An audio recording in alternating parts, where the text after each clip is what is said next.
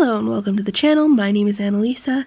and today I want to show you how I made some graphics for one of my recent reading videos. So I took part in the Demon-a-thon last month, and that was a reading challenge where you are supposed to read 7 books based around different types of demons from around the world. And my most recent video is my wrap-up of that. I actually got inspired to make some art relating to this readathon because there was a website set up for the readathon, and there was some really interesting art that the maker of the readathon had found on the internet that was images of all these different demons. And so I decided that it would be really fun and interesting to bring some of that imagery into my wrap-up video, and so I decided to make my own illustrations of each different type of demon. And I wanted to have them all done in time so that I could put them into my wrap-up as little graphics to show what each demon looked like.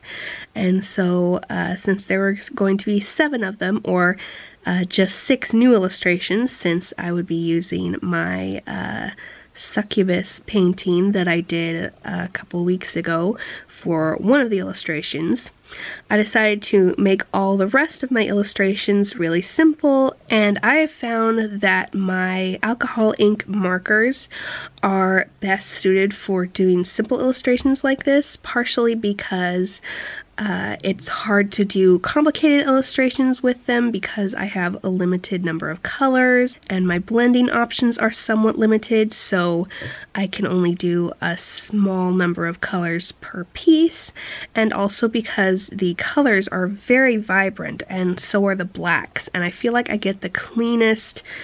nicest black lines on pieces that need thick outlining when I use my black alcohol markers. And so that's what I'm doing now. I sketched them out first based on some research that I did. In addition to the Demon-a-thon, I used what the creator had put on the website, and then I looked up more online to see if I could get more details of what they were supposed to physically look like and what they were supposed to represent.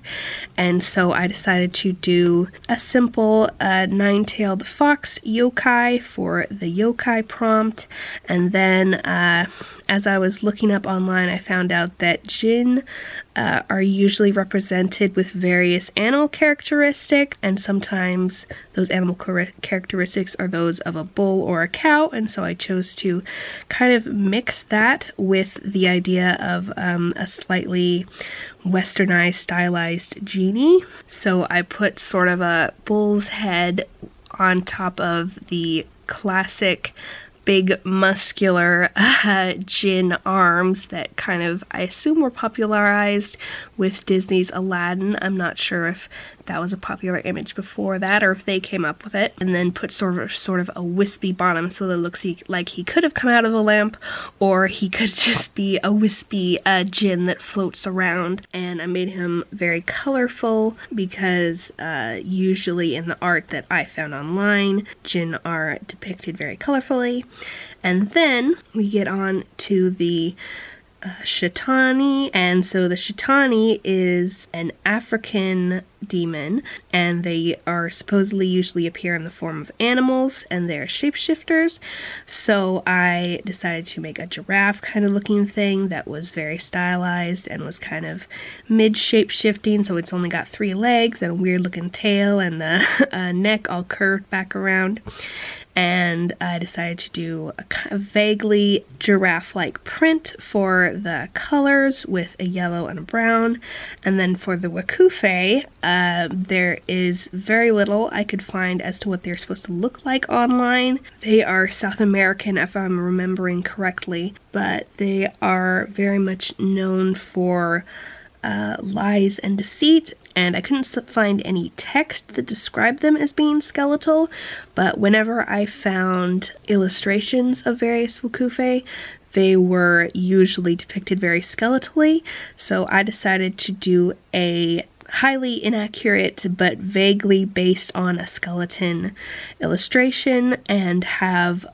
all the bones not actually be touching, just be sort of floating near each other, and have the Wakufe be mostly black with little bits of lavender, sort of marrow looking bits inside the bones, so they look like they're shining or glowing from inside. And so that's what that stick figure looking thing over there is supposed to be, the Wakufe. And I didn't do much blending on any of these. I think the only one I did much blending on was the Jin, because I was transitioning from blue to red. But on the rest of these, I mostly just let the markers be very stark and contrast a lot with each other, because I think that that's a strength of theirs when they are very bright and can provide a lot of contrast between light and dark colors. And so the next demon that I decided to illustrate was Eudaimenes, and I could find pretty much nothing online outside of the Demonathon page about Eudaimenes the Muse, and so I decided to go with a very vague and unspecific Greek man for my Eudaimenes illustration, because Eudaimenes is a Greek word, and he was a Greek muse who, according to the Demonathon webpage, was considered a demon who would look after and inspire various artists and artistic people in Greece. And fortunately, just a little bit before I started these illustrations, I actually managed to find some skin-toned alcohol markers, because I was really struggling to find an affordable set. Before, I only had two very dark browns, so now I have a lot more variety that I can do with skin tones, and so I picked sort of a middle brown for Eudaimenes, because from what I can recall, Greeks are fairly well known for being tan. They lived on the coast most of the time, and so I looked up some Greek fashions and some Greek art that depicted just people standing around, and decided on a fairly simplified version of some of the draped shirts that they would wear, as well as a kilt type thing, and then some sandals, and just had him holding his hands behind his back, because quite frankly, if I tried to draw some hands on this, it would really wreck the whole simplified and elegant look, because I'm not that great at hands. And then I also decided not to give him a mouth, because I thought it made him look a little bit more spectral and a bit more dignified, because sometimes when I draw mouths, it's hard to get the dignified look across. And I gave him some plain brown curly hair that was also very common in a lot of Greek illustrations. Then we have the Raven Mocker, and as I was looking up this one online, I discovered that it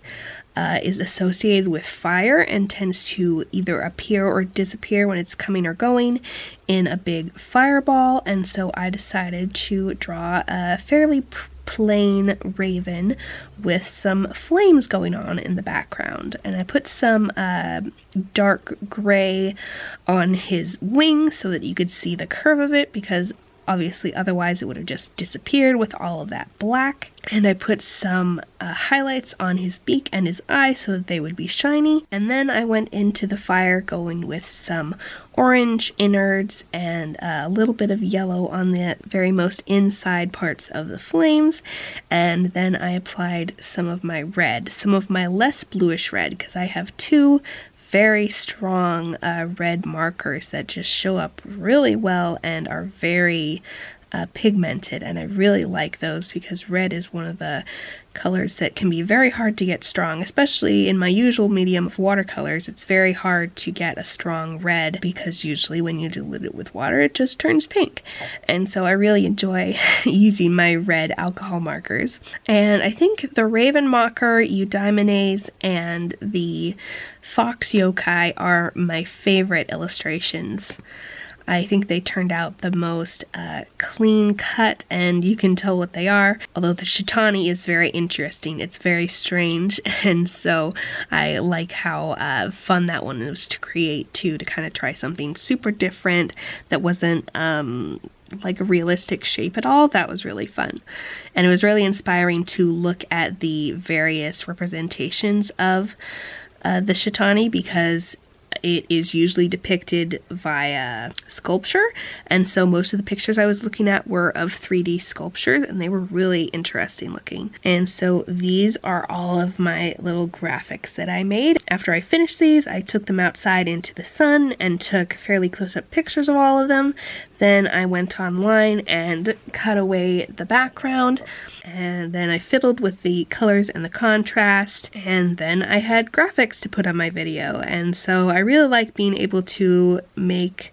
art of my own for that type of thing, and I'm really glad that I took part in this readathon because it inspired me to make lots of art pieces. And I really love when my two favorite things, art and reading, interact like that. So thank you so much for watching, and I will be seeing you in the next video. Bye!